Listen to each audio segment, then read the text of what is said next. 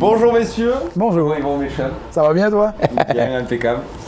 Alors les gars, je vous ai fait la petite surprise de faire une petite interview et comme je sais que vous êtes amateur de vin et que je voulais me faire ce kiff de faire une interview, eh ben je nous ai ramené une petite bouteille de Bourgogne Haute Côte de Nuit.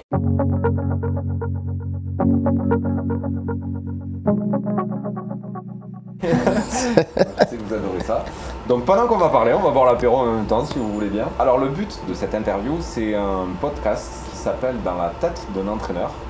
Et là pour le coup, le fait de vous avoir tous les deux, je pense qu'on va bien rigoler. Je pense que oui.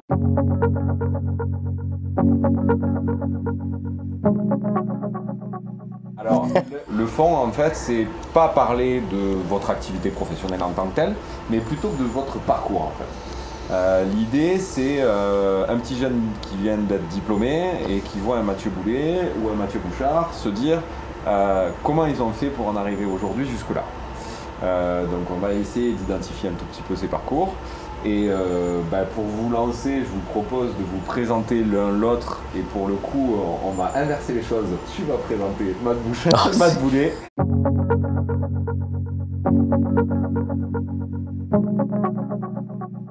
Et tu vas présenter ton chum.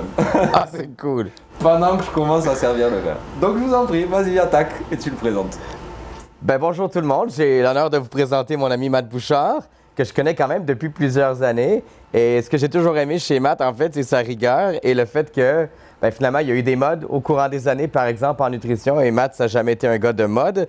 Ça a été un gars de compréhension, d'analyse et un gars critique, ce qui fait que oui, il est devenu naturopathe, mais ce qui le distingue en fait, c'est l'idée de toujours se poser la question pourquoi. Et même une fois qu'il a trouvé la réponse, il se demande s'il l'a vraiment trouvé et il continue à chercher. Et c'est entre autres sur un de ces points-là qu'on s'entend très bien. C'est le président fondateur de l'Institut AAT, qui offre des formations autant en ligne, mais aussi une formation de naturopathie complète. Et à partir de ce moment-là, Matt, ça fait des années qu'il développe la clinique, mais aussi l'enseignement. Et puis, c'est un peu ça que j'avais à vous dire. Tu as commencé ton parcours professionnel, c'est dans une boutique de suppléments. Ouais. Et tu étais alors culturiste et tu as commencé à t'occuper de culturiste au fur et à mesure, c'est ça? Ben oui, c'est comme ça que ça a commencé. Moi, en fait, par hasard, parce que j'avais besoin d'un emploi, en fait, puis je m'entraînais dans un gym à Montréal, il y a un des employés d'un magasin de suppléments qui a dit on cherche pour un gars de week-end. Donc, tu voudrais peut-être faire le travail, ça paye bien. Quel âge t'avais? J'avais 23 ans. Okay. Donc, oui, on rencontre le patron qui était un ancien Monsieur Canada, donc très musclé, monsieur très gentil, très autoritaire, mais très gentil. Et j'avais déjà des petites connaissances parce que j'aime beaucoup lire, mais je connaissais pas tant que ça non plus. Mais il dit, tu as l'air à aimer ça, je vais te prendre, puis au pire, si tu as des questions, ça me fait plaisir. Il n'y a pas de problème. Fait que j'ai commencé à travailler pour lui, les week-ends. Puis je travaillais la semaine comme videur. Donc. Tu avais déjà le gabarit, quoi. Oui, à 23 ans, j'étais à 110 kilos, donc ça allait bien quand même. Donc j'étais videur. Le travail, moi, j'aime toujours faire bien mon travail. Puis dans un magasin de suppléments, comme nous, on a au Canada, on n'a pas vos garde-robes de suppléments que vous avez ici. Donc les magasins. Non, mais. Tu veux du vin français ou pas? Le magasin dans lequel j'étais devait faire quelque chose comme 70 mètres carrés. C'était énorme. Okay. Mais il y avait des suppléments, il y en avait des centaines. Ouais, puis c'était il y a quelques années, donc... oui, puis il fallait que je les apprenne. Puis la force de ce magasin-là et de son propriétaire, c'était qu'il n'était pas dans la vente à pression. Il était dans l'éducation de vente. Donc oui, il fallait vendre parce qu'il fallait qu'il paye, mais on n'avait pas juste des suppléments alimentaires. On avait des plantes, on avait des compléments pour le foie, des compléments pour le sommeil, des compléments... Donc, il fallait apprendre. Mais moi, je ne connaissais pas vraiment. Okay. Et dans ce temps-là, j'étais très chanceux d'avoir un ami qui s'appelle Sébastien Bouchard, qui travaillait dans l'informatique et qui m'a trouvé un laptop pas cher. Et j'ai pu mettre mon laptop sur le comptoir et le patron dit « Moi, ça ne me dérange pas. Tant que tu apprends sur le travail, je m'en fous. Wow. » Fait que moi, tous les soirs, je pouvais lire 4, 5, 6 heures sur les suppléments alimentaires pour essayer d'apprendre de comment ça fonctionnait. Et, toi, tu me connais, toi, tu commences à me connaître assez bien. Ça a été vite, là. Donc, ma connaissance en supplément a quadruplé en 1 an. C'était rendu que c'était moi qui disais aux entraîneurs comment les suppléments fonctionnaient. Puis moi, ça faisait 2 ans que j'étais là, ça faisait 20 ans qu'il était là. Parce que j'avais appris comment me servir des suppléments. Mais après, plus je lisais sur les suppléments, plus j'étais comme, il y a beaucoup d'hormones quand même. Et à part la testostérone, j'en connaissais pas vraiment. Donc, tu as été chercher encore un peu. Ben, j'ai dit, on va fouiller un petit peu au niveau des hormones. Fait que là, j'ai fouillé un petit peu au niveau du cortisol, parce que c'était une des choses que j'aimais beaucoup. Je trouvais que ça avait l'air d'influencer beaucoup de systèmes, et on va lire sur le cortisol. Et j'ai eu la chance de rencontrer, dans ce temps-là, j'avais un entraîneur qui est devenu mon ami, qui s'appelait Justin. Sa femme, elle avait une école de naturothérapie. Fait qu'elle a dit, Mathieu, tu connais déjà tout ça, mais inscris-toi à mon école, je vais te donner les examens, les travaux, on va valider. Elle dit, on va quand même valider que tu connais. Et après, bon, tu auras le diplôme de naturothérapeute pour aller chercher de la naturopathie par la suite. Ça, tu as fait ça 2 ans après? Non, ça a été plusieurs années parce que je suis procrastinateur champion du monde. En fait, elle m'a approché en 2008-2009 pour faire ça. Je l'ai terminé en 2011 parce que je suis lent. Puis parce que j'étais comme, j'ai aucun intérêt. Le travail payait bien, j'apprenais quand même, je faisais quand même déjà de la prépa physique un peu pour les culturistes. Fait que j'étais, bon, bah, non. Hein. Fait que en 2011, j'ai complété.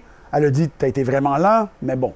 Et après ça, je suis allé chercher en 2013 le diplôme de naturopathe, qui demandait un petit peu plus d'heures, mais ça, j'étais vite, puis je me suis inscrit, j'ai terminé. Donc, c'est vraiment un nombre d'années où j'ai... C'est très drôle, parce que je suis arrivé dans les études de naturopathie, je savais exactement tout ce qui était pour me demander. Il fallait juste que j'aille le papier. Donc, je suis allé chercher le papier. Parce que j'avais déjà tout appris par moi-même, en passant... C'était un gag, parce que le propriétaire, c'est un ami maintenant, même s'il est plus âgé que moi, quand les gens rentraient dans le magasin, ou des amis à lui, des gens qui ne me connaissaient pas, ils rentraient dans le magasin, puis ils disaient ah oui, là, ton gars il est là. Non, il dit ça, c'est pas mon gars de magasin. Il dit ça, c'est la Bible de tout. Il dit c'est à lui qu'on demande. Fait qu'il dit OK, à ce point-là, oui. Il dit Mathieu, ça fait quoi telle affaire? Blablabla. Le gars était là. Tu as-tu comme préparé une question avant que j'arrive? Parce que c'est quoi ça? Mais il dit, c'est Mathieu. Il dit, il passe comme 8 heures sur son laptop 5 jours par semaine. Oui, c'était ça. Donc, dans mon ordinateur, je lisais. C'est tout ce que je faisais. Et tu as monté en suivant ton institut avec un art? Oui, en fait, moi, ce qui est arrivé, c'est qu'au Québec, il y avait une école de formation qu'on connaît, que je nomme pas parce que, bon, ça sert à rien. Et c'était très de base. Donc, mais même trop de base. Et je me disais, puis moi j'avais fait ces cours-là, puis j'étais comme, ouf, j'ai payé pour ça. Mais, parce que c'était tellement, j'aurais pu le lire chez moi, là. Moi j'étais bon. Puis je dis, il me semble qu'il manque des choses. Après, il est exigeant quand même. Oui, mais. Oui, mais il connaît mais Matt connaît l'école. Oui. On est dans la salle de. Oui, la salle d'excellence.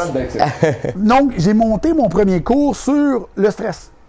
La réaction du stress au corps. Le cortisol. Non, oui, cette formation-là a changé complètement ma manière de voir. Et dans la même année, je me suis dit, pourquoi pas monter un institut? Parce qu'il me faudrait d'autres formations pour compléter ça, tranquillement. Les choses que j'aime apprendre. Parce qu'en 2014, moi, je me suis inscrit dans un cours de médecine fonctionnelle, la même année que je montais mon cours sur le cortisol. Oui, j'étais allé aux États-Unis, en ligne. Puis j'ai trouvé un cours qui s'adresse normalement à des chiropraticiens, parce qu'aux États-Unis, la médecine fonctionnelle, c'est très chiropratique. Et pour me rendre compte qu'un cours qui est lancé de niveau universitaire, j'aurais pu faire l'examen final à 50% sans faire le cours. Là, j'étais comme, OK, mes connaissances sont pas si mal. Autodidacte, quoi. Ouais. Parce que j'aimais ça. Oui, c'est ça. C'est bien aussi de partager, en fait, ça, et d'avoir l'humilité de le dire. Ouais. Parce qu'il y a beaucoup d'autodidactes qui font du super job. Ouais. Et à un moment donné, il faut aussi valider ces compétences-là. Oui, parce qu'on s'entend là. Tu sais, j'aurais pu juste faire la formation, penser que j'avais raison. Non. Comme Matt disait tantôt, moi, les concepts, oui, j'ai compris, mais attends, là. Je peux-tu... Il semble que ça accroche. Là, ça accroche. Des fois, je dis ça à Matt, j'ai un message. Matt, regarde, on pense comme ça. Tu trouves pas que ça accroche là? Puis regarde l'étude. Fou! Ah ben oui, ça amène complètement un... Il fait que quand tu fais des formations ou des cours avec lui, à chaque slide, c'est validé par une étude. Oui. Mais moi, je trouve que ça mérite. L'élève vient, ben il mérite que j'ai la rigueur de mettre une étude sur ce que je dis. Une étude qui est valide. OK, on va y revenir. Maintenant, tu présentes ton chemin. Bon, alors, je vous en prie, les gars. À la vôtre. Merci beaucoup. Santé, Greg. Merci, mon Matt. Santé, mon chum. Donc, sans prix. Ben là, bonjour tout le monde. Vous avez ici mon ami Je crois que ça fait longtemps. Mathieu Boulay. Donc, Mathieu Boulay, c'est un professeur à la base, parce qu'il faut savoir que Matt était professeur avant d'être ostéopathe et avant d'être posturologue. Peu de gens le savent, parce que c'était dans son jeune temps. Et ça fait quand même longtemps. Mais Matt, c'est un éternel insatisfait du mouvement humain, je pense. Parce que Mathieu est rentré en ostéo et a arrêté l'ostéo par manque d'intérêt du modèle qui était enseigné. Donc, on voit que le gars a une rigueur de rentrer dans un programme qui est doctoral et de se dire, ouais, ces gens-là, ils l'ont faux quand même. Donc, Stratégiquement, pour après ça, C'est incroyable. Hein?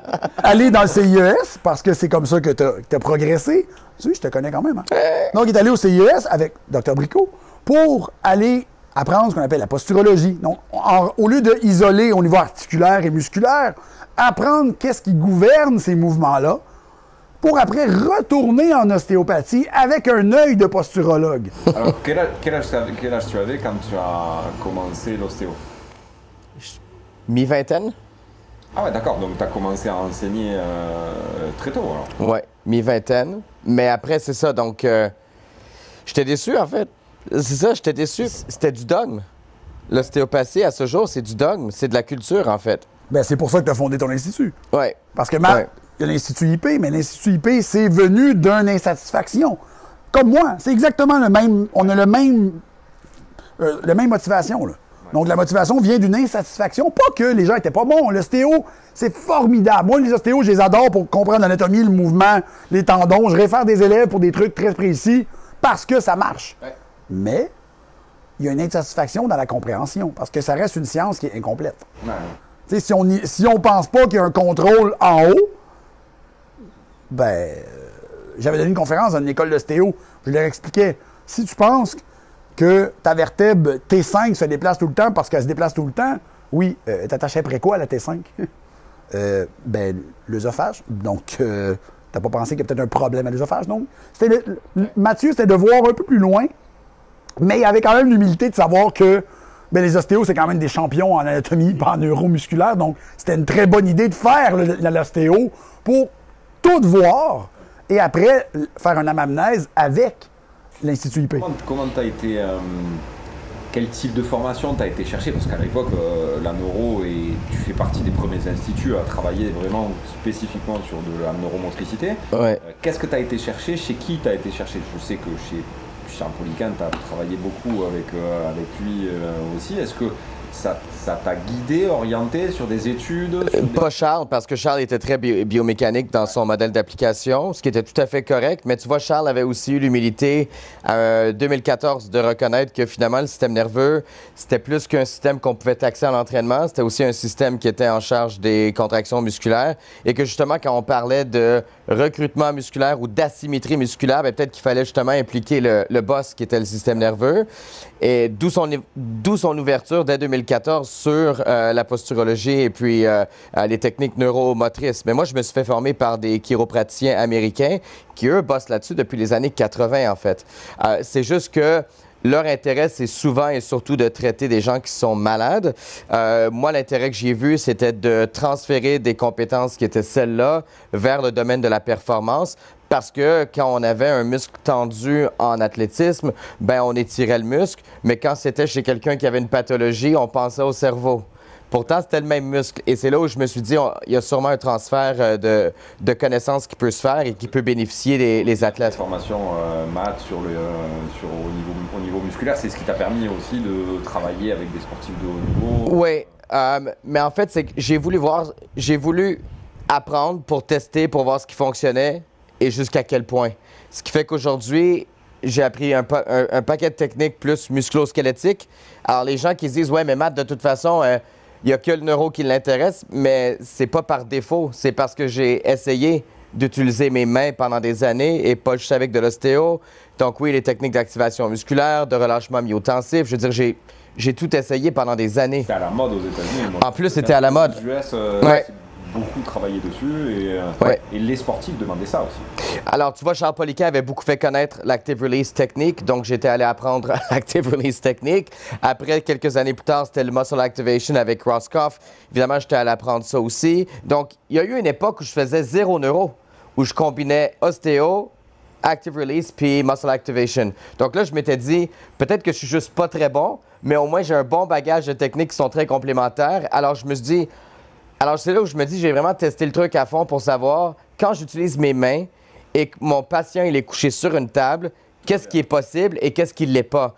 Et c'est là où j'ai commencé à développer un réel intérêt dans les neurosciences parce que ce qu'on faisait, ça tenait pas en fait. Dès que les gens ils se remettent debout sur 2 pieds, tout ce qu'on a fait sur une table, c'est qu'une question de temps avant que ça se perde. J'avais la même chose avec les footballeurs américains. Ça tenait, au mieux 1 ou 2 jours, et dès qu'ils reprenaient l'entraînement, toute la posture repartait en vrille. Oui, d'où l'intérêt pour les neurosciences. Et puis la posturologie, elle s'inscrit dans un contexte de neurosciences qui sont appliquées, un peu comme la neurologie fonctionnelle. Mais à ce jour, là où je kiffe le plus, un peu comme Matt, c'est de lire des études. Puis je suis chanceux parce que Matt m'en envoie souvent de très bonnes. Alors à ce moment-là, j'ai rarement à faire beaucoup de recherches. Matt qui me balance des trucs sur Messenger, puis je suis comme, oh, OK, non, celle-là, elle est excellente. Et c'est beaucoup à cause de Matt que je réussis à bâtir des bons contenus là, depuis des années. Là. Au Canada, vous avez aussi une bonne bande de potes avec lesquels vous travaillez en commun, sur X360 aussi. Oui. C'est des gens qui produisent énormément de contenu, qui montent aussi leur propre formation sur de la réhab, etc. Oui. Aujourd'hui, qu'est-ce qui fait que vous en êtes arrivé là et qu'est-ce que vous envisagez dans votre futur? Mais écoute, je vais te dire une pépite que tu connais pas. Pourquoi j'ai commencé à étudier la neuroscience? On va juste revenir à ton point. Moi, je déteste ne pas savoir quelque chose. Donc, c'est... Tu avais compris ça, hein? Et mon ex-femme qui a des études en psycho, et Matt, qui commençait à parler de neurologie avant que j'en parle, et il fallait que je monte une formation sur les neurotransmetteurs parce que c'était très trendy en 2016-2017, m'ont poussé à aller vers la neuroscience. Et par le fait que j'ai quand même des problèmes, on est plusieurs dans ma tête, donc je voulais quand même comprendre. Mais c'est ça qui m'a poussé à aller chercher de la neuroscience pour voir après ça les connexions avec la neurobiologie puis la neuroendocrinologie, que là j'ai fait, OK, il y a de quoi là-dedans. Là, là ça peut être très le fun. C'est pour ça qu'il m'a amené des cours. En fait, Matt a assisté à mon cours de neurotransmetteur, Matt est venu et on a eu du fun. Bon, juste nous qui avons eu du fun. Vous avez présenté là sur les 2 jours au MTP. Ouais. Les gens avec lesquels tu peux discuter derrière, les élèves avec lesquels tu peux discuter derrière, tu dis waouh, du niveau, et quand tu mixes tout est interdépendant en fait. Ouais, c'est ça qui est le fun. Et c'est logique, et c'est d'où l'idée de ce mastermind, tu vois, de partager en fait les informations et les expertises de chacun, parce que ça se relie. Donc on est obligé de tous travailler en collaboration. Puis je pense que c'est la beauté de la médecine holistique aussi, l'approche holistique. Tu sais, dans les prochaines années, nous, c'est beaucoup Institut AT, moi, ce qui est relié à moi. Là. On y va vers beaucoup plus aller chercher un plus grand public pour aider les gens à bien comprendre que la santé, c'est dans leurs mains. Là. Donc, c'est pas le médecin, c'est pas le médicament. Ça commence par toi. Faut que... Et même les entraîneurs, il faut que les entraîneurs soient mieux équipés. Complètement d'accord avec toi, mais ce que je pouvais détecter avant de partir aux États-Unis, et j'ai vu la grosse différence par rapport aux US, malgré qu'ils aient des tempéraments de dingue, les gens qui enseignent ou qui traitent arrivent à mettre leur ego de côté pour travailler en collaboration. Oui. Je ne sais pas si vous avez cette sensation aussi, toi maintenant qui enseigne aussi sur les US. En France, il y a eu pendant très longtemps, le kiné ne discutait pas avec le préparateur physique ou avec l'ostéo, donc tu vois, parce qu'il y avait ce regard où je suis un peu plus diplômé que toi, tu vois, et ça c'était très complexe à gérer en fait, tu vois, de travailler en collaboration. Et c'est ce que j'essaie aussi de mettre en place avec le mastermind, c'est cette collaboration-là et des étudiants qui viennent de différents horizons pour travailler dans un même sens. Est-ce que le futur de nos métiers, il n'est pas là à un moment donné? Moi, je l'ai vu avec IP. C'est ça que je disais à Matt il n'y a pas longtemps, mais la première fois qu'on est venu sur Montpellier, il y avait un peu de tout, en fait, quand on regarde dans la salle. Il y avait des kinés, qui sont souvent ostéo ici. Il y avait des préparateurs physiques. Et au final, ce qui était le plus cool pour moi, puis c'est la mission de IP depuis le début, c'était vraiment de créer ces échanges-là dans une communauté qui parle un peu la même langue, où les membres ont quand même des intérêts qui sont complémentaires, mais qui, entre autres, sont intéressés par l'optimisation du mouvement. Et à ce moment-là, oui, c'est de fracasser les barrières un peu professionnelles qu'on retrouve, je suis d'accord avec toi, un peu plus en France, beaucoup moins chez nous. Hein, le kinésiologue, le préparateur physique va parler avec le naturopathe, l'acupuncteur. Les médecins, c'est toujours un peu autre chose.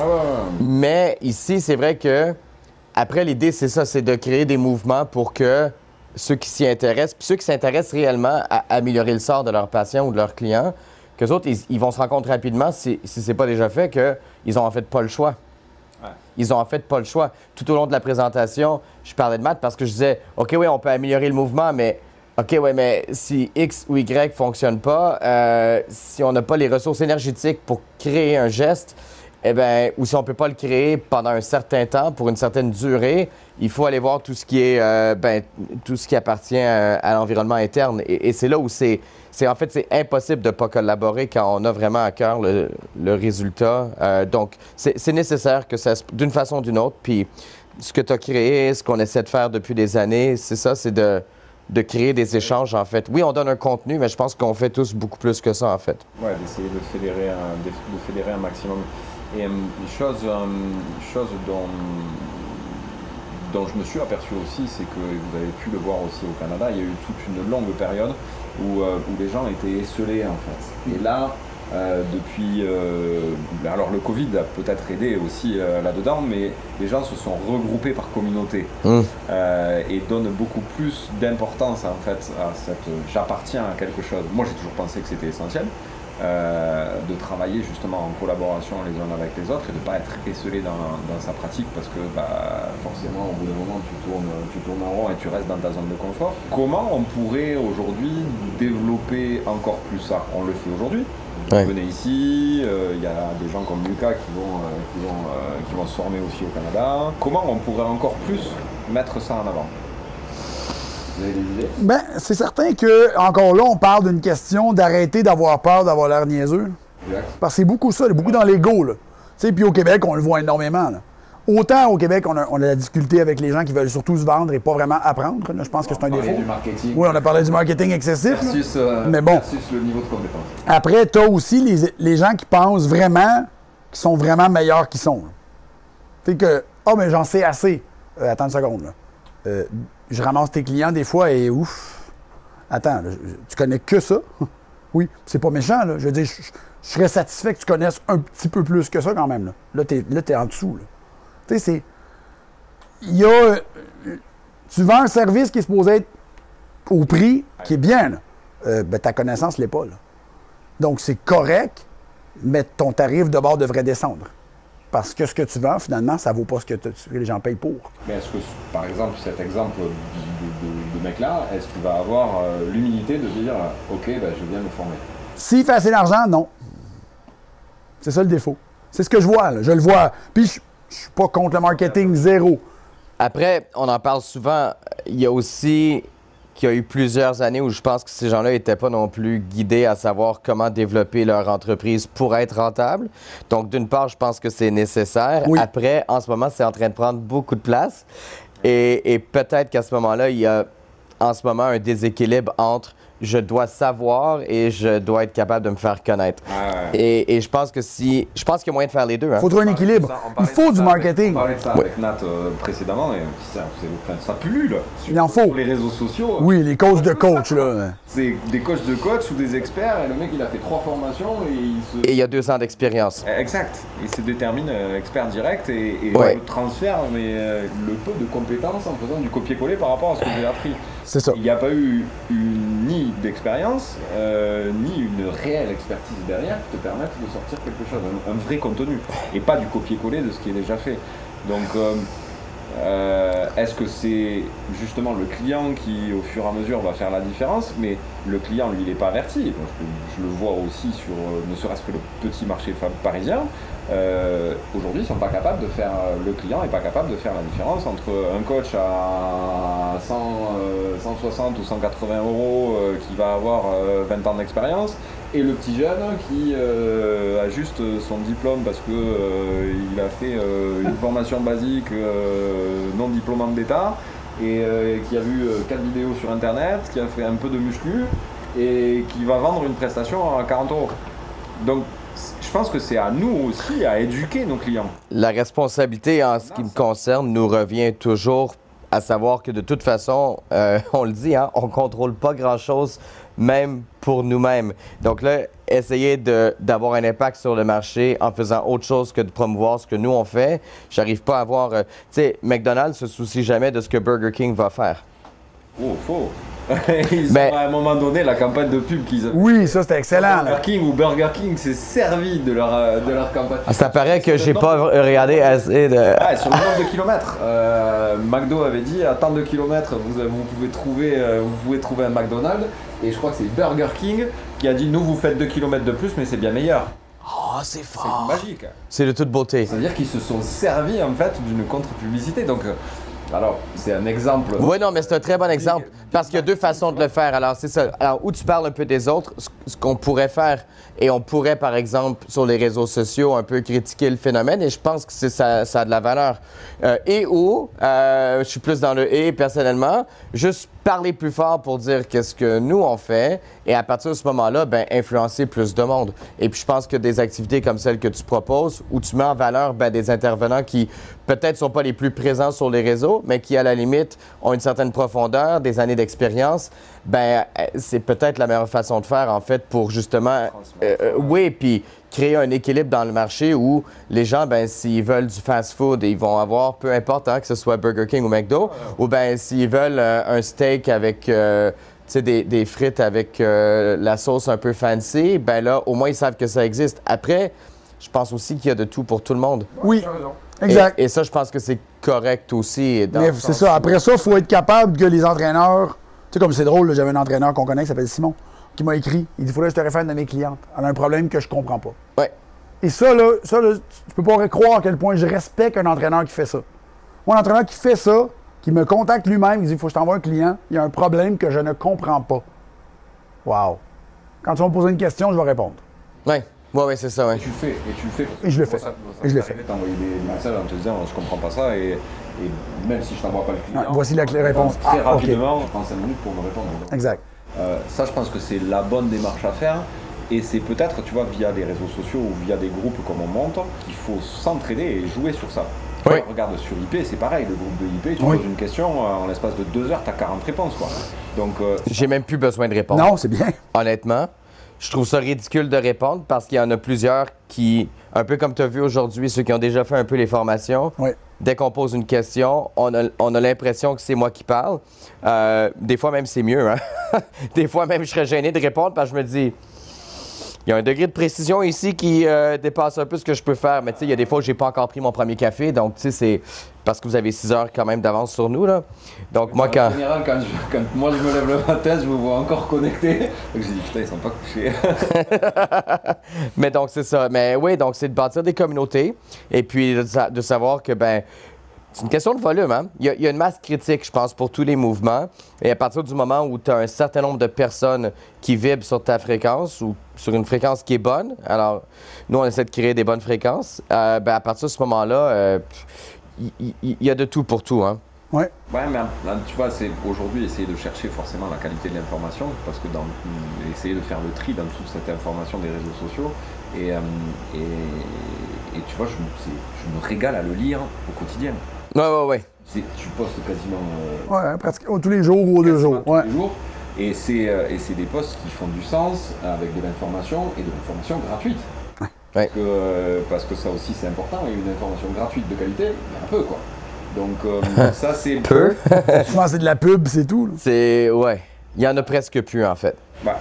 Il y en a presque plus. Et c'est arrivé à faire le tri là-dedans. Je pense que c'est aussi un bon conseil qu'on peut donner aux gens qui vont nous écouter ou nous regarder. Trier les informations que vous recevez.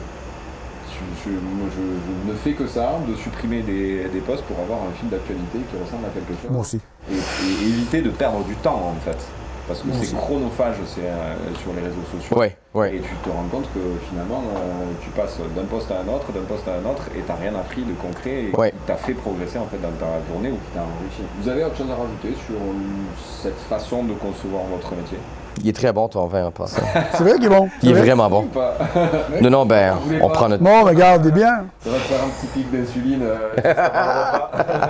Ça prépare le terrain. C'est ça. Mais non, je crois qu'on a tout dit. Hein. Le but, oui, moi, mes posts critiquent un peu plus que ceux de Matt. Matt est toujours très... Ah, j'adore ça. Mais ça fait partie de ce que moi je fais. T'sais, ça fait partie de ce que les gens attendent que je fasse aussi. Et ça me fait plaisir. Jamais en étant dans le... en essayant de viser une personne particulière. Mais tout le temps juste assez pour que tu puisses faire comme... Ah oui, j'ai lu ça, c'est con. Hein? Ouais, c'est ça. Ça crée mais en fait, tu crées une réflexion. Oui. Et je pense que justement, pour être vu, pour créer un impact, il faut qu'il y ait un peu d'inconfort. Oui. Puis ça, Matt, c'est le maître incontesté de ça. Mais avec un humour intelligent, ça passe super bien. Ouais. Alors oui, il y a une critique des fois, il y a définitivement une opinion, mais avec un peu d'épices. Et les gens, souvent, ils aiment quand même les épices. Donc, tu sais, tu y retrouves toujours un peu ton compte et tu réussis à faire passer un message. Et ça, je pense que... Il y a des messages qui sont pas faciles. Là. Des fois, moi, j'ai écrit le post des fois, puis des fois, j'envoie à Annie, puis elle me dit « Ouh! Je dis « OK, si je rajoute cette blague-là... » Ça va être amer. C'est mieux. C'est mieux. T'es correct pour gérer les commentaires? Oui, je les lis pas. Donc... Là, tout le monde le sait maintenant que tu... Non, mais en fait, si on me tag, je vais lire. Oui, je te suis. Si la personne prend la peine de me répondre, OK, je vais lire. Oui, je comprends. Mais sinon, si tu t'offusques... C'est très drôle. Puis tu as vu que certains de mes posts, à la fin, dans le PS, si ce post t'offusque, je suis désolé, je m'en fous. Donc, donc, on est averti. Tu es averti que tu peux répondre, je m'en fous. J'enchaîne sur une petite question justement dans ce sens-là. J'aime pas le sourire qu'il a. Pour vous, à partir de quel moment on est riche? Oh. Qui commence? Vous allez faire des... Écoute, j'en parlais avec Nathalie. Moi, tant que je suis capable de manger ce que je veux manger, ma maison est belle. Manger. Non, ma maison est belle. Beaucoup. Je peux m'habiller avec le linge que je veux acheter. Et je peux aller en voyage 1 ou 2 fois par année pour voir le monde. Et que je peux acheter des trucs à ma copine parce que c'est bien acheter des trucs à sa copine quand même. La blonde. C'est tout. J'ai pas besoin de plus que ça. Moi, je veux juste bien vivre. Pas me soucier que je vais être capable de payer mon hypothèque. Non. Ça, c'est correct. Okay. L'argent rentre, il y en a, oui, c'est bien. Puis j'ai pas un bon rapport avec l'argent dans la vie. Là. Je suis quand même très nerveux avec l'argent. Je parlais pas que financièrement. Non, ouais. De quel moment on est riche, ma question était ouverte. Hein? Après ça, d'avoir des vrais amis, puis j'en ai pas beaucoup. Pour vrai, j'en ai vraiment pas beaucoup. Parce que cette personnalité-là que vous voyez est réelle pour toutes. Donc, faut que t'aimes. Parce qu'on s'entend, là. C'est pas si simple à m'apprécier sur le 24 heures. Mais... Ouais, mais il aime aussi les gens qui viennent en confrontation avec lui. Oui, un peu. Qui sont vrais, je pense. Qui sont vrais. Ouais, moi, quelqu'un qui... On en parle de quelqu'un qu'on a parlé aussi hors d'onde, qui est là pour te donner un spectacle. Je suis désolé. Ton spectacle, je vais mettre le feu et tu vas me haïr. Ouais. Puis on se parlera plus. Ouais. Parce que c'est pas un spectacle. C'est de la santé humaine. Oui. Tu veux donner un spectacle, il y a des salles à Vegas. Oui. Donc, moi, c'est être avec des gens authentiques, des gens que j'aime. Tu sais, moi, j'habite avec mon frère dans un duplex, donc j'adore mon frère, c'est mon meilleur ami. J'ai ma copine, ma mère est encore vivante. Tu sais, je vois Matt, j'ai comme 4 autres amis. C'est terminé. C'est tout. Tu me dirais, c'est riche? Oui, c'est bien. Ouais. Et toi, Matt? Moi, je vais te donner un chiffre. Parce que ça a été calculé. Matt et moi, on aime les chiffres. Au Canada, on a calculé que si tu avais 5 à 6 millions de dollars de côté, tu étais bien. Et 5 à 6 millions de dollars, tu étais bien. C'est-à-dire que tu ne te posais plus de questions pour quoi que ce soit. Je t'explique. C'est qu'à partir du moment où tu as 5 ou 6 millions de dollars, non seulement tu es bien pour toi-même, mais tu peux contribuer aux autres s'ils ont besoin d'aide. Et moi, ce que je suis en train de voir en ce moment, c'est qu'il y a des gens qui vont avoir de plus en plus de difficultés à réussir à faire le minimum. Et ça me perturbe beaucoup parce que je sais que des mecs comme toi, comme Matt et moi, on va tirer notre épingle du jeu. Parce qu'on est déjà rendu à un certain point dans notre carrière, parce qu'on va être capable d'innover, de s'adapter, parce qu'on a déjà quelque chose à offrir qui est unique et qui est intéressant pour plusieurs. Et on va être capable de continuer à créer de l'intérêt. Mais je sais que ce ne sera pas comme ça pour tout le monde. Et je ne fais pas confiance au gouvernement quand va venir le temps d'aider les gens qui vont avoir besoin d'aide. Très social comme. Ben, en fait, parce que oui, être riche, après, je pense qu'il faut que tout le monde s'en... Plutôt... Mais je pense qu'il faut que tout le monde s'en sorte, en fait. Parce qu'au-delà du fait que Matt et moi, on serait bien, puis même dans des... Matt, il me connaît, hein, ce truc-là, je l'ai depuis 12 ans, là. C'est que même à partir du moment où nous, on est bien, moi, j'ai une... Caro, elle a une petite fille de 9 ans. Dans quelques années, elle va sortir dans les clubs à Montréal.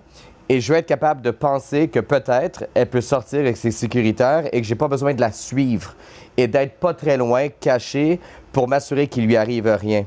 Alors non seulement il faut que nous, on s'en sorte, mais il faut que tout le monde s'en sorte si on veut avoir un bon climat social.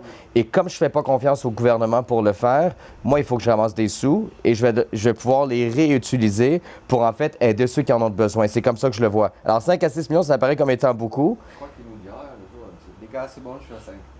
Ouais, non, mais après c'est symbolique. On va le hein. savoir, on va savoir. Après, c'est symbolique, mais non, je pense que moi, je le vois comme ça. Je me dis, à la limite, si on a le potentiel d'aider les autres, puis je sais que tu le fais d'un paquet de façons, mais je pense qu'il faut tout avoir ça en tête parce que c'est ça, tu sais, on pense à nos sociétés, tu sais, on pense à, bon, est-ce que... Mais surtout dans le contexte qu'on connaît au Québec où les entraîneurs, ils se disent, OK, est-ce que je suis rentable? Est-ce que je suis rentable? OK, oui. Mais une fois que tu as réussi pour toi-même, je pense qu'il faut que tu sois capable de regarder alentour puis de dire comment je peux aider les autres. Puis je pense que par l'éducation qu'on offre, moi, c'est ce que je me dis de plus en plus, c'est qu'en fait, ça devient une clé pour pouvoir permettre à ceux qui viennent faire nos formations pour qu'eux tirent leur épingle du jeu et qu'eux, une fois qu'ils se sont donné un niveau...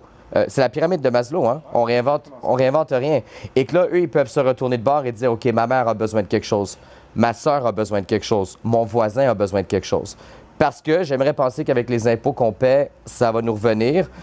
Moi, j'ai perdu confiance dans ce système-là, mais je suis ouvert. Si quelqu'un veut me convaincre que ça fonctionne, je suis tout à fait ouvert à la discussion, mais avec un bon verre de vin, c'est le minimum. T'es mieux me donner 3-4 verres pour que je réussisse à te convaincre d'une affaire comme ça. Au moins 3-4 pour me convaincre, ouais.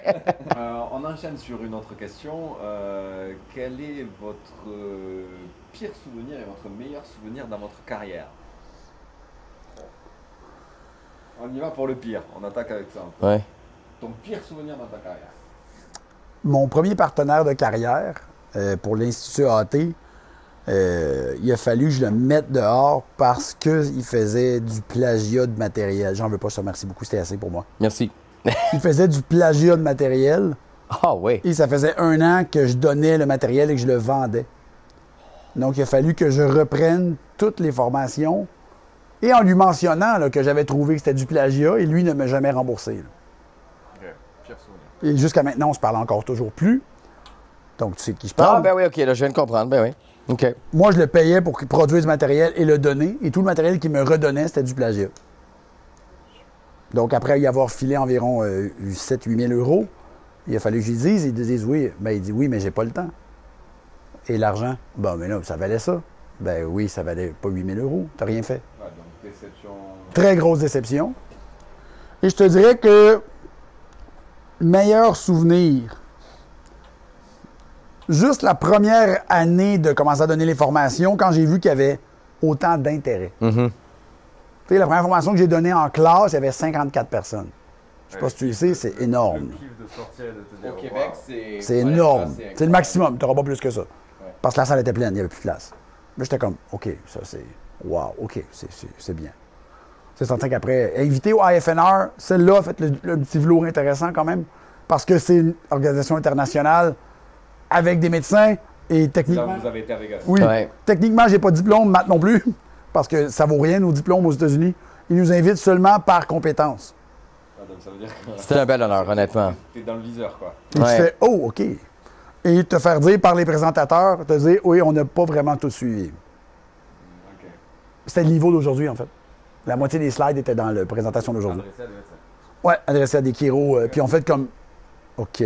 Puis nous, on n'avait que 60 minutes. Ah ouais. Donc en 60 minutes, ils ont été comme... Les slides, tu les envoies. Non, non. Il y en avait moins quand Il y en avait même, hein? beaucoup moins. Il y en avait 45. Dit, les gars, Mais c'était... Celle-là, ce petit velours-là, j'ai fait comme... Le diplôme, je l'ai gardé. On a un diplôme de participation, je l'ai gardé. C'est fait, OK. ça vaut le coup. J'ai été invité à une conférence avec des gens qui ont des hautes études et c'est moi qui la donnais. Puis c'est bien. Des gens qui publient aussi, Oui. donc... des mentors, en fait, que moi, j'ai eu la chance de rencontrer. C'est un grand mot parce qu'ils se foutaient un peu de nous à l'extérieur du contexte de la conférence. Mais pendant 3 jours, tu sais, t'es entouré des gens qui pensent un peu comme toi, qui font avancer les choses. Donc, juste de baigner dans cette énergie-là, j'avoue que ça, c'était une super de belle fin de semaine. Ouais. Et puis, entre potes, c'est cool de faire ça aussi. Ah mon Dieu, oui. C'était notre première fois, en fait, qu'on avait eu la chance de passer autant de temps ensemble. Puis Matt puis moi, on s'entendait bien, mais je pense qu'on est devenus plus proches depuis ce temps-là. Puis après, ben, tu sais, viens souper chez un, viens souper chez l'autre. Puis, ouais, ça nous a... En fait, on a appris à se connaître un peu plus, tu sais. Nos copines s'entendent extrêmement bien, fait que ça aide beaucoup. Ouais. Donc, c'est réglé. Donc, c'est effectivement une chance de vous avoir tous les deux en même temps. J'ai mis le temps à vous faire venir les deux en même temps. Ouais. Mais on y est arrivé. Mais le pire souvenir à Matt, c'est quoi? Le meilleur souvenir et le pire souvenir? Ben, le pire, j'y pense depuis tantôt. Puis honnêtement, même si à un certain moment donné, avec une ex-associée, on a eu à engager des avocats parce que ça s'est mal fini, tu sais, j'y pense, puis je me dis, au final, je peux même pas dire que... Puis c'est pas pour être philosophique, mais je me dis, ça fait partie du parcours. Oui. Tu me suis? Dans le sens où, aujourd'hui, je connaîtrais pas les gens que je connais. Je pourrais pas avoir l'influence que j'ai si je n'étais pas passé par là. Parce que même si ça s'est mal terminé, ben au final, si j'avais pas vécu cette expérience-là, 10 ans de ma vie où j'ai travaillé avec une partenaire pour promouvoir la posturologie, même si on se parle plus aujourd'hui, je me dis, mon Dieu, mais j'espère que ça lui a servi parce que moi, ça m'a définitivement servi et c'était ça le but, en fait. Mais donc, alors, pour répondre à ta question différemment, je vais te donner 2 moments forts. Non.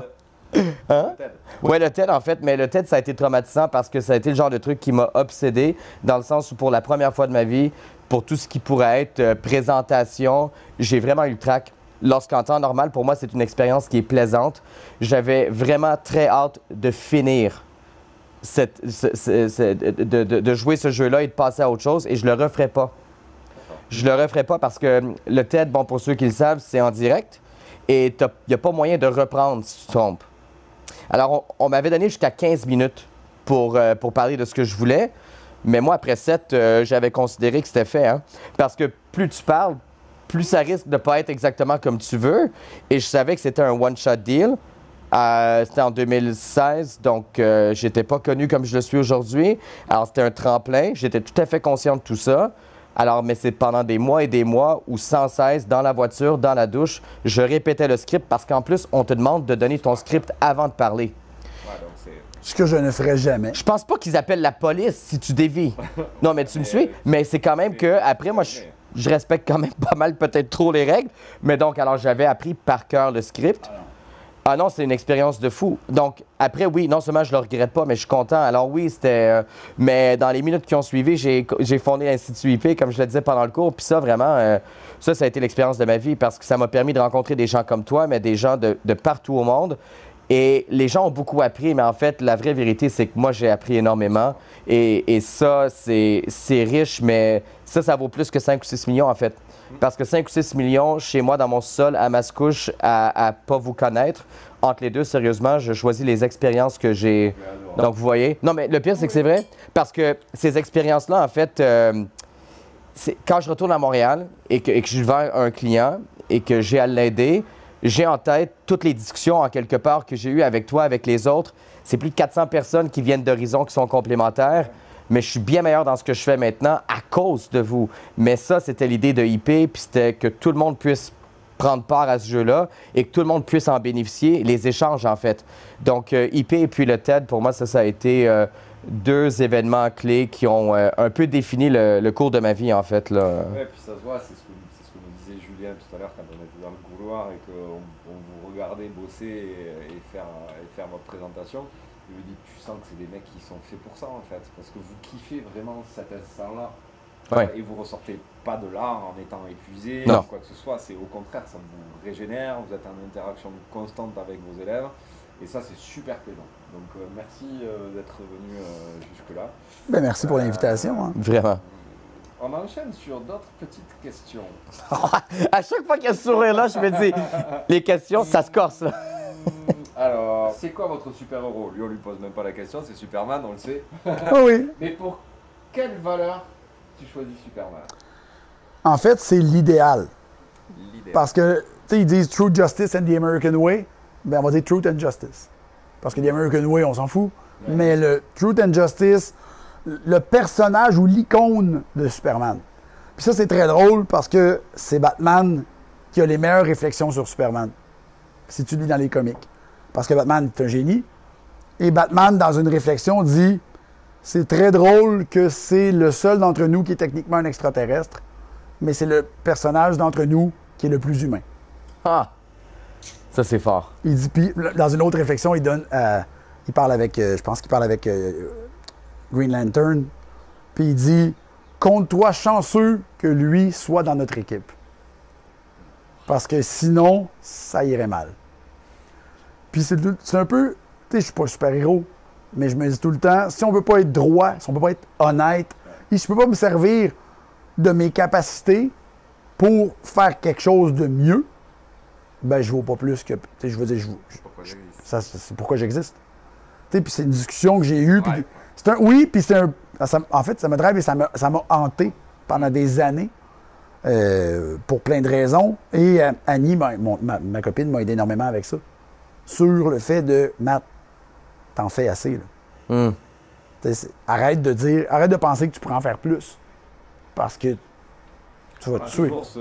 Toujours ce sentiment, à un moment donné, on a discuté pendant longtemps avec Nat de ce sentiment de l'imposteur, de te dire je suis pas à ma place, ou j'en fais pas assez, ou il y a des gens qui sont meilleurs que moi, et certaines fois il faut aussi se désamorcer de ce. Mais moi, c'est pas l'imposteur, parce que l'imposteur, tu sais, j'ai la chance de, parce que à cause de ND, mais de me dire, c'est ça, exact, c'est la seule chose. Moi, c'est ça.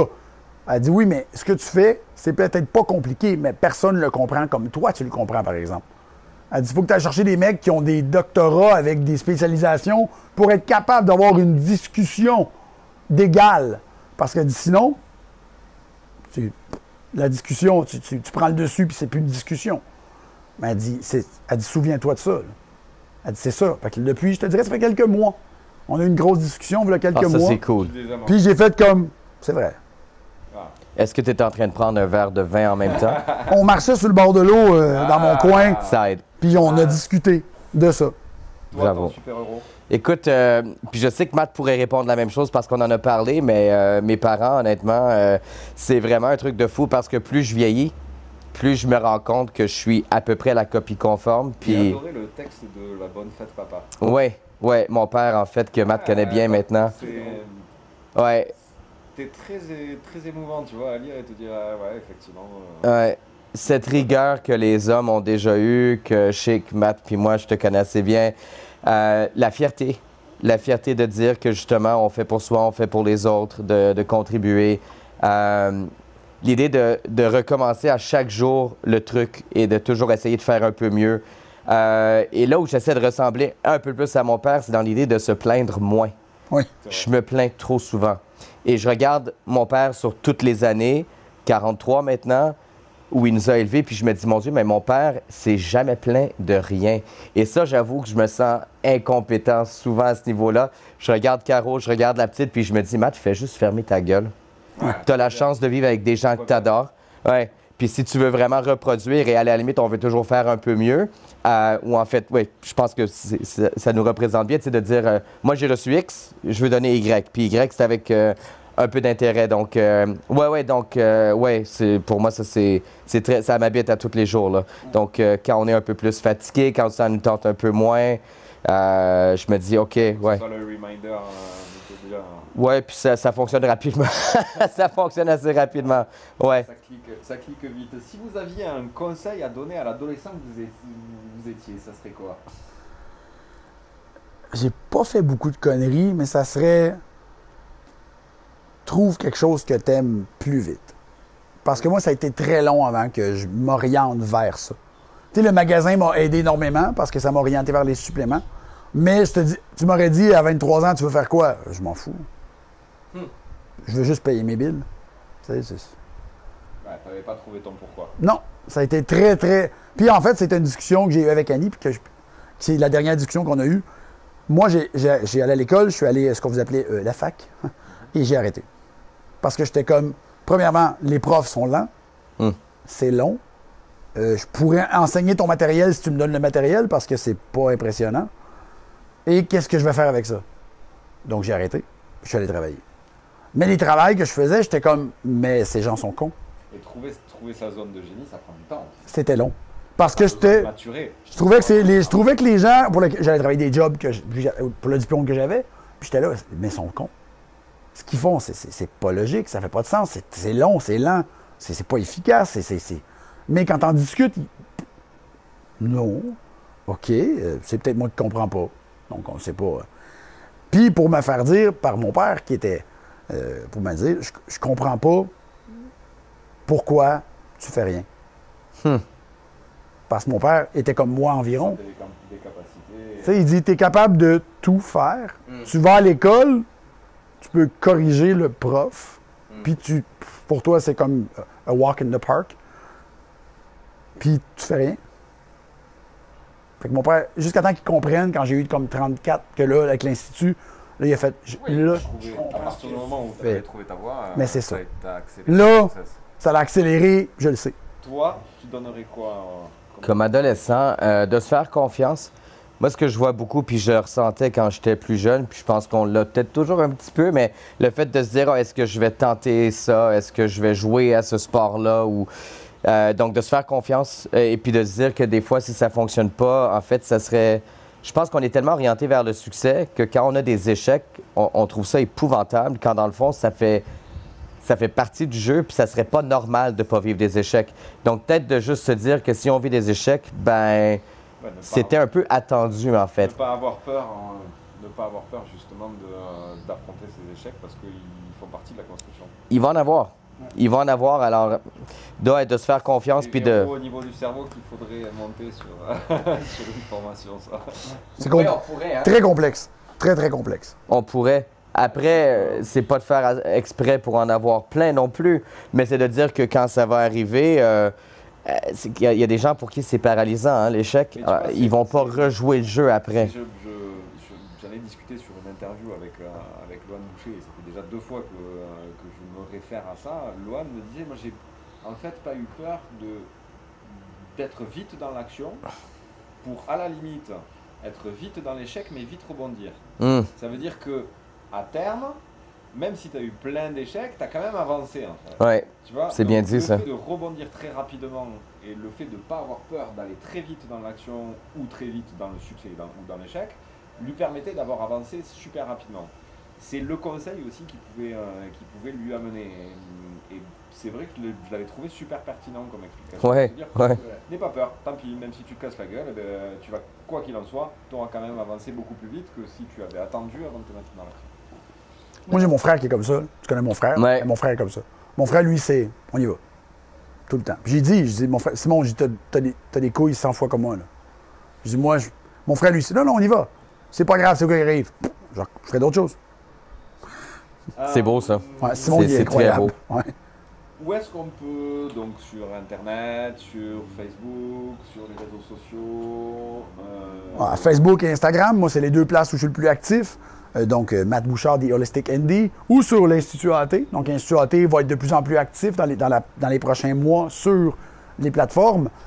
Donc, institutat.com. Parce que je n'ai pas de site web personnel, j'ai des pages, c'est assez. OK. Toi? Oui, institutip.com pour le site web. Et puis, pour ceux qui sont intéressés par mes analyses géopolitiques, ils peuvent me suivre sur Instagram. Mais bon, si on reste trop... c'est quand même très divertissant, tout ça. Tu as choisi tes réseaux sociaux, en fait. Il y en a un qui est fun. Oui. Mais ceux qui sont pros sont super pros. Vous saurez jamais de quoi je pense. Mais non, institutip.com, je pense que c'est la référence. Puis après, sur Instagram, Facebook, c'est institutip. Vous allez trouver toutes les informations qui peuvent vous être intéressantes pour la préparation physique, pour le coaching, là. OK. Messieurs, merci beaucoup. On va descendre merci à toi. Dîner dans la superbe endroit... On a eu de la chance, il n'a pas plu. Oui, vraiment. Non, c'est très beau. Et la température, ça allait mieux. Oui, non, c'est parfait. C'est super bien. J'adore. Avec un petit verre de rouge? Ouais, c'était parfait. Il ne manquait plus que le petit fire pit. Ah oui, ça... Merci beaucoup. On se retrouve sur la prochaine interview. Bye bye. Bye, mon ami. Greg. Bye, tout le monde.